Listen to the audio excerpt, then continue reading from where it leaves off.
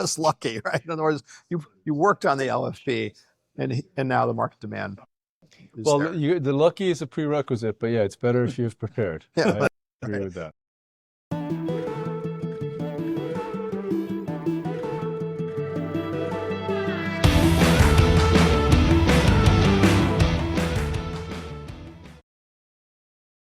Bob Lee, welcome to At the Wheel. We're really glad you made some time to talk here at a busy conference on Mackinac. Thank you very much for having me. For the one or two listeners and viewers who might not know, you are the president of LG Energy Solutions in North America. As we're talking to you today, you just announced, you and DTE Energy just announced a large deal for energy storage. Yep. Tell us a little bit about that deal, and then kind of how it fits into the broader pivot that you've made here from EV batteries to energy storage. Absolutely.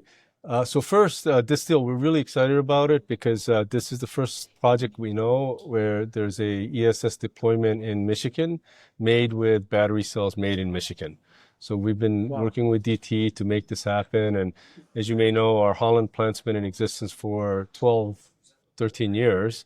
And this is the first time we've been able to have products coming out of that plant for a project in Michigan. So it's really exciting, and we really appreciate DTE. And there were many stakeholders who made this happen.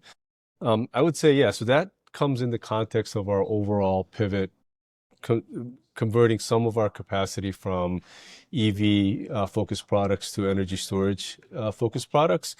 And that's simply, where the market is dictating that we should go. I mean, the market for EVs in the U.S. is, it's going to grow, but it's not going to grow at the same pace that we predicted 4 or 5 years ago. So it was very important that, we take that capacity and do something productive with it. And for us, it was very fortunate that we had a lot of experience with different type of chemistries like LFP. And the ESS market is taking off in the U.S. for a number of different reasons, for grid security, grid stability, data centers. And putting those two things together, we were able to convert a significant amount of our plants into LFP projects or LFP cells for ESS projects. And so, yeah, for us, it's been a lot of work, but we're now producing, and most of our plants are up and running. And I think it's a really exciting kind of advent to the battery industry here. A real rare win-win for the state of Michigan. Yeah. How much investment did you have to make to shift from EV to energy storage? And I don't need you to conduct a seminar, but I'm just trying to get a sense of how difficult that is to do in your facilities. And is it just tooling? Is there training involved? Is there like different skill sets? And what's the main differences between an energy storage battery versus an automotive storage battery? Yeah. So when you talk about batteries in general, you might talk about different types of chemistry and different form factors. So when we converted from EV batteries to ESS batteries, the biggest conversion was on the chemistry, which went from nickel, manganese, cobalt oxide, NMC chemistry, which is the high energy density chemistry that goes into EVs. From there, we went to lithium iron phosphate, right? It's not an oxide, it's a LFP iron phosphate. Has less energy density than the oxides. But it has the benefit of being lower cost, right, and possibly, more safer kind of thermal propagation profile, right? So, we basically had to, convert the business into that direction. So what needs to change? Generally, this is getting a little bit technical, but generally when you're making LFP cells, you need to coat the electrodes thicker, right? Because of the energy density. So that sometimes means you need to make some adjustments with your coating equipment. And then the calendaring or the roll press equipment, right? Sometimes you need higher pressure because you're coating thicker. So it really depends on what was there to begin with and what the specs are. But generally, you need to coat thicker, you need to press a little bit more. And those are the adjustments that we need to make. And then, of course, when we get into the cell production itself, there's some parameterization around how you do electrolytes and how you age and how you how you do the formation with the cells, but that's a little bit more subtle. So to make a long story short, there are some equipment in some cases that need to be adjusted so that you can coat thicker or compress. In general, I would say it's not. It might be in the order of 10% of what the total line investment would have been. And you say adjust equipment, not replace equipment. Sometimes you would need to adjust equipment. I'm thinking about the line overall, right? It doesn't need to be changed, but there are certain stations along that line that might need to be adjusted. And like I said, I think it depends on what was there first, but you would expect somewhere probably in the range of 10 to 20% to convert from one technology to the other. The investment that you've made to do this pivot in North America, what's the order of that? Is it tens of millions of dollars, hundreds of millions of dollars? Well, five of our 8 plants will produce some LFP to different degrees. So I think each of the plants, we're probably in the orders of hundreds of millions of dollars. Okay. But if you combine all of it, I think now you're into the billions of dollars. In billions, okay. Yeah, if you combine all of the plants. Okay. But obviously you feel like it's worth it. I'll throw it back to you after the ISS. So what is your outlook for the storage market that you're now addressing in this scaled up way? I guess this kind of corollary to that is, the EV market kind of went up and then it went down, but how confident are you in the durability of demand in the storage market that you're now serving? Is it the same competitors, and kind of how's the marketing different? How is kind of the customer different? Well, yeah, so customers are definitely different because in automotive, obviously, you're working mostly with OEMs. Here, you're working with developers. It's a lot more fragmented, right? In the auto world, you have 10 large OEMs around the world. Right. In this space, it tends to be a lot more fragmented. I'm sorry, your initial question was? Well, my question was, what's your outlook for the storage market? And do you feel like it's going to be a more stable, durable market than EVs turned out to be? So I think, we can project over the next 3 to 5 years. And I think the growth will be pretty stable and robust, at least for that time frame. That's because we're putting more power online in general. We need to manage the power that we have online better by using energy storage to optimize. And then, of course, there's additional demand sources. We've talked about data centers, but other increased manufacturing requirements in the U.S. So there's an overall demand increasing. So if you put all of that together, I do expect significant increase in ESS over the next 4 or 5 years. This is not a political issue. This is not a left or right issue. This is one that can support from all areas of the company, and that's why I think it's going to be a little bit more stable.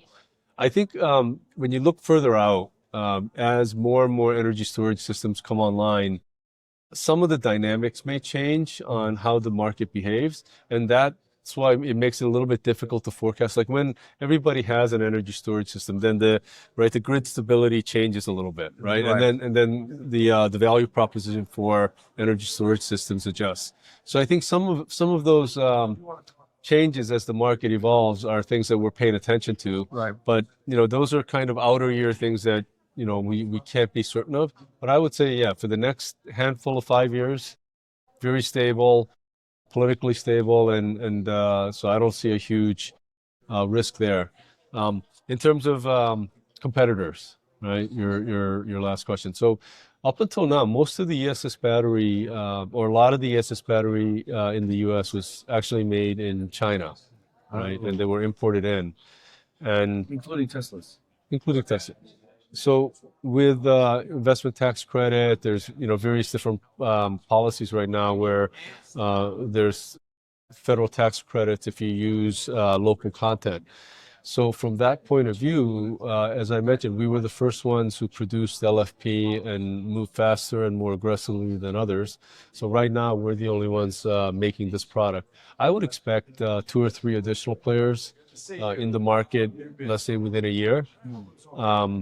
And then, as to, Chinese players and whether they would produce in the market, I think that's a big debate that we're all, paying attention to, and we don't really have clarity. But they're not present here now, so. No. We mentioned Tesla. You have a pretty significant deal to supply Tesla with LFP for their Megapack business. Is that right? Yes. Yeah, yeah. Talk a little bit about that. And is that up and running, or is that still you're still working to launch that? We're still working to launch that. So we have a really important and interesting relationship with Tesla. So just starting from the automotive side, they produce batteries, right? So in a sense, we compete on the battery side, but we are also a huge supplier to them. I think at one point we were the largest supplier of batteries to them. So really? we have this competition type of a relationship with Tesla. So when it comes to energy storage, it is similar, right? We provide cells to Tesla's overall Megapack strategy, but then we have LG Vertec, which develops the system solutions based on our cells. So we should directly compete with the Megapack. Exactly. So LG Vertec would be competing with would be competing with Tesla. Right. So as an LG Energy Solutions cell maker, we kind of have two opportunities, right? Because we will go in with our subsidiary Vertec as a system supplier, and if we win, that's great. If we don't, then we have a potential to work with companies like Tesla and provide cells. Well, in general, in this business, we would prefer to have the system business. There's a lot more value, and you start getting into when to discharge battery, when to buy power from the grid, and the whole trading strategy and the intelligence that goes behind it creates a tremendous amount of value. And so I think that's why we think there's a lot of value in that. We've invested a lot in that platform, and so we would prefer to work with suppliers or customers with that system solution. But of course, we understand if they want to work with someone else, then And you're also providing the battery management system. On the LG Vertec system, we do the battery management system, the cooling system. It's a entire fully contained, containerized solution that you put on a platform in desert somewhere. Right? It's fully operational. Okay. And it's customized or like a standard? It's a standard format that we use for all of our customers. So, it would be very difficult to customize that. We purposely, worked with a lot of our customers to get specifications. We've even worked with CARB in California because they're very instrumental in defining some of these guidelines to understand what's going to be the requirement going forward. And so our product is, meeting that specification. I would say most of the market leaders have probably similar dimensional products because we're all putting containerized solutions outdoors. Okay. So with all of this, are you looking at hiring additional staff in North America, or is this going to support the existing production, engineering, and related staff that you had hired on to deal with or to manage the EV business that you were anticipating at the start? So it's combination of both.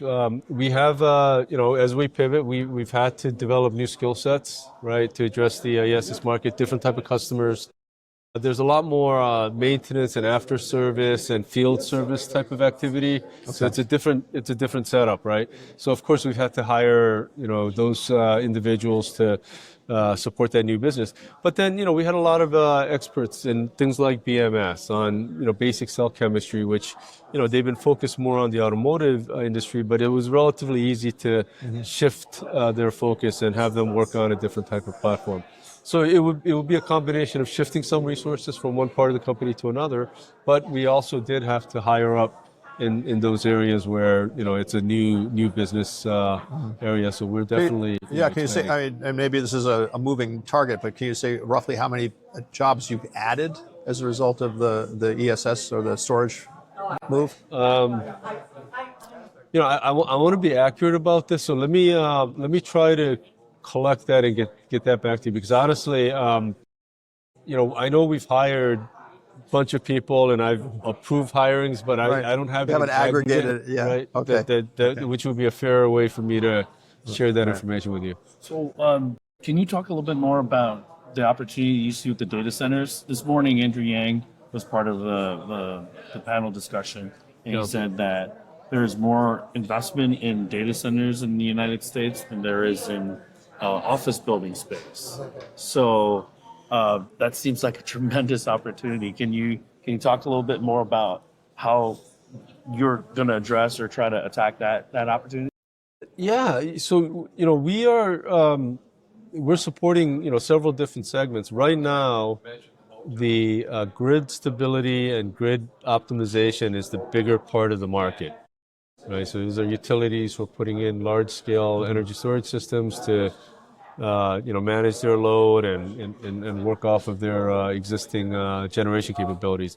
We expect by 2030 that the market will kind of flip, and the data center market's actually going to be about the same size, Okay. which is huge, right? It's a very large it's market. a big market. So yeah, we expect that market to grow, and Not in my backyard, though. Yeah. well, so I think Right. even today, as a lot of people are talking about, I think some of these policy things need to be worked out, and we need to understand how to do these things without impacting water, without impacting power in the communities that they go into, so that you don't have this political fallout. I don't think there's much of an option to not do these things if we want to continue to lead with high tech and AI. I know, that you can have debates on is it too concentrated or not, but I still think at the end of the day we need to compete and continue with our technology leadership, and then I don't know, we figure out as a society how that's structured. But without having that leadership, I don't think you have a lot of options. Question though, but I mean, I think my understanding is that one of the objections to the data centers is that their backup, that if you, depending on what technology you use, the backup power, if it's like a diesel peaker or something like that, can be noisy, stinky, dirty. Yes. Does an energy storage system using one of your battery arrays, does that replace a dirty, stinky, noisy system? Is that a way for the data center operators to say, okay, fine, we're going to mitigate this complaint about the way we do business? And or does it put a ceiling on energy costs or rising energy costs? So normally the way they would set up the backup system is actually using combination of both. Okay. So the battery UPS, and there's a couple different types of energy storage systems, but the UPS system for data centers, it needs to, if there's a outage, it needs to be able to supply that power instantaneously at a very high C rate, right? So you're not like sustaining this for a long time, but you need to be able to inject a lot of power very quickly, right? And you're only doing that until the generators turn on. Oh, Right. okay. So you still need the generators. Yeah, so you're just covering that moment, and the chart and the batteries to just have a injection of power while the generator. Now you could set up a system where it's all batteries, right? But then you would need a huge battery, A lot of batteries, and I'm not sure if that's a cost-effective solution. Okay. Right? Well, So it's good to understand. Yeah. So Learn something new. Yeah, we did. so All right. you know what we mean when we say high C rates? No. So C rate is the natural way that energy is distributed from a battery. So think about it as a faucet, right? If you have a bucket of water and you have a normal faucet that drains, it might be 1 C rate, right? Okay. But if you have a huge faucet that drains the whole thing at 2, 3, 4 times the normal one, you'll call that like a five times C rate. It's like a huge discharge, right? So when you have a high C rate battery, you have a battery that's basically discharging all that power at a very fast rate. Oh, so the C. Yes. I understand Charging that, and discharging. When you're discharging at a high C rate, you're giving up the power in the battery very quickly, right? So that's the key element for that UPS function. You need a different chemistry, you need different products. So usually, if you have that plus the diesel, that's the best economic. That's the cost-effective solution at this point. So the dirty, stinky, loud is Still an issue. Well, yeah, we'll You introduce. can minimize it, and then there's other things you can do, but usually, I don't know. I mean, you have to do some data analysis, but usually when things go down, they're not down for that long. Right. Yeah. So when they say dirty, stinky, I mean, if it's going Well, that for was a couple my- hours, I don't know if Sure. if that's a All right. deal breaker. The point is, this is not a magic bullet to eliminate that issue. So we can put that as. I'm wondering, as I hear you outline what you've done, especially the shift to LFP. LFP is popular in the EV market, right? I mean, it's become outside of the U.S. Outside of the U.S. But Yeah. but you now have LFP. I understand it's for a different configuration, but you have LFP now Yes. inside North America. And I'm wondering, so these are two related questions. One is, how difficult how difficult would it be should EV demand kind of bounce back, which it might, or automakers say, you know what, LFP, it's a great technology, we want to use that. Could you serve with LFP from this base that you're now building EV demand? So one, yes, I think there probably you would need different tooling because the size of the cells typically are different between an EV and an ESS cell. So you might have similar chemistries, and we would be able to convert that to an EV-oriented product, but probably at a different size. Right. But before I go there, though, I want to say, we're working on several different lower cost solutions with the major OEMs. For batteries? Yes. EV batteries? Yes, okay. EV batteries. So I think, we have very strong partnerships with GM and even Right. Ford. I mean, we have joint ventures with them still. Mm-hmm. And, so one of the reasons we focused on high nickel NMC was because that's what the customer demand was. They wanted very high energy density cells. Now we realized we need to look at more affordable solutions, right? So we're working with them on what we call a mid-nickel chemistry, for example. That would be a 60% nickel, not 90%, because 622 configuration or 613. GM's been out there talking a lot about LMR, right? Right. Yeah. Okay. Nickel, so it would be manganese without the cobalt, right? Okay. And so we're their main development partner on that. Okay. So I would say LFP is there, but we're also looking at LMR. We're looking at NMC mid-nickel. And at least for the U.S. market, jury is still out in terms of which of those formats are going to be the sweet spot. I think a lot of companies are trying to figure out, between a premium model and a affordable model, what the configuration is going to look like. But I think for us, we're ready across all of those different dimensions because we're doing ESS for LFP. We have a lot of experience with high nickel NMC. I believe right now we're taking the lead in working with these OEMs and developing lower nickel content. So I think we're definitely working toward an affordable solution, and whatever it is that hits the sweet spot, I do feel we're going to be well positioned. Just still working on it. The county is very bullish on LMR. I know that. But You hear, but you've heard, right? Well, we're their main No, I partner, understand. so we're obviously working with them on I it. should know this, so forgive me, Bob. Does LG also make chargers and charging stations? And are you working towards 5C, 6C, 7C charging stations as well? So we're not directly involved in the charging station business. That was an area, actually, LG Electronics, which is like a sister company of ours. They were in the charging, charging station business. I think they exited the market a couple of years ago. Oh. So at this point, none of LG's companies are working.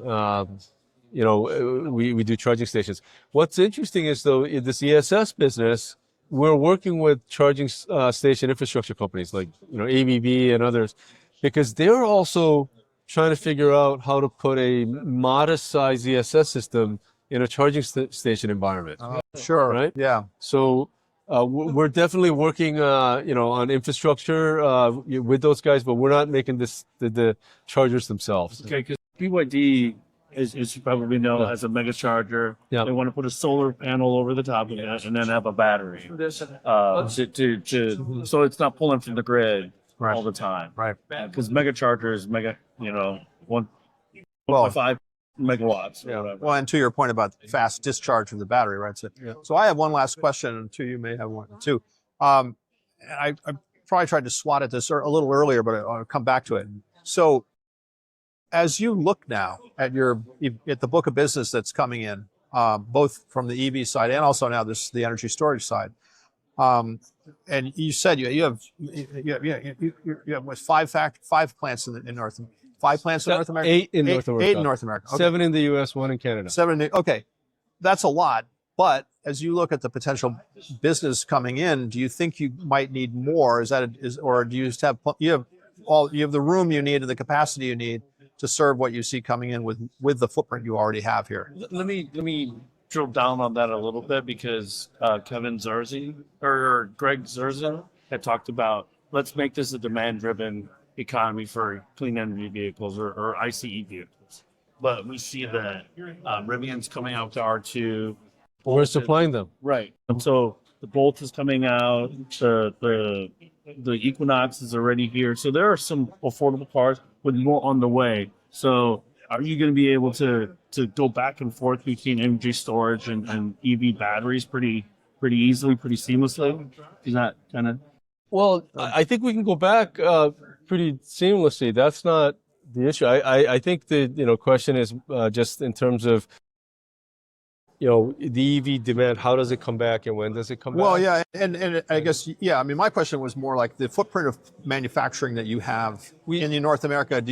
As you look out, do you see that that's going to be adequate, or is there a possibility that you might have to or want to add an additional facility wherever, because you've got so much energy storage demand and potentially additional EV demand?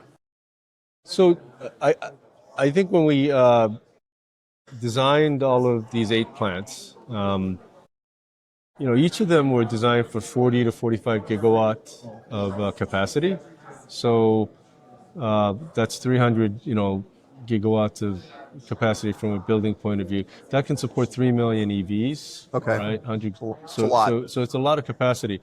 So I would say, if you're talking about just the building footprint, I would say we have significant amount of capacity that we can fill for the next 5 years. So what we've done is, when we went in, we put the building up. As we started installing all the manufacturing lines, we were a little bit more judicious based on what the demand was and what was happening in the market. So there are parts of the plant that's still not fully installed. You have floor space. So I think it'll be a while before additional building space is required. Okay. I think there's a lot of growth plans for the next 5 years where we have to put in additional lines, and we have plans for that. But I think the infrastructure will be okay.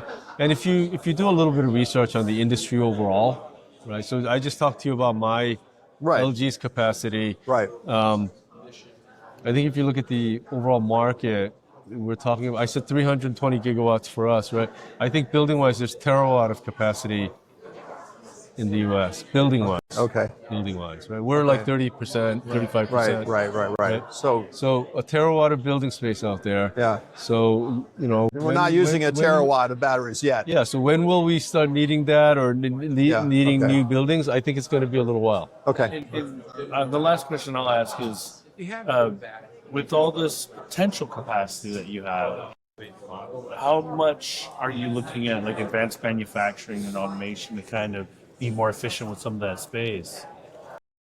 Battery manufacturing is pretty advanced to begin with, right? I mean, there's a lot of automation.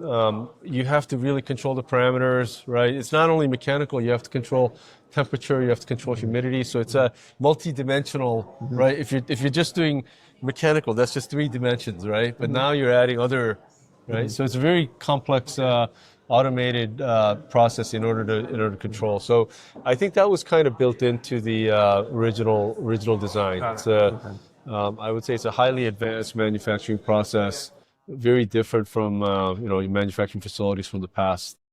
Well, Bob, thank you very much for your time. Yeah, all right. Appreciate it, and hope we can check back with you as all this evolves. All right, thanks a lot. I appreciate it. Right. Thank you. Thanks, Bob. All right, thank you.